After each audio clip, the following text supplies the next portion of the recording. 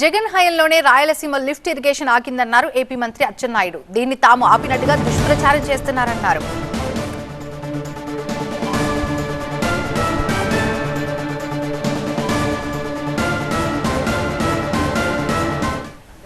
ఎప్పుడు Rayalaseema lift irrigation ఎప్పుడు ఆగిపోయింది చెప్పండి?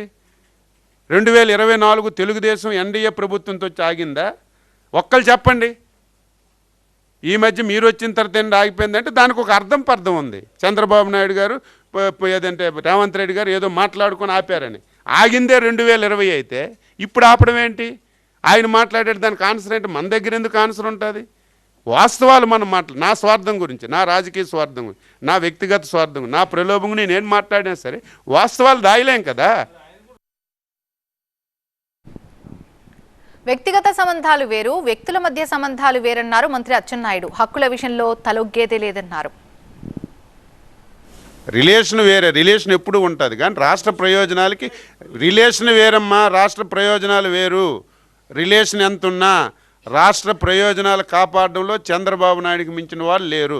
మాటలు చెప్తారు ఎంతోమంది, మాటలు ఎవరికైనా చెప్తారు, దానికేముంది.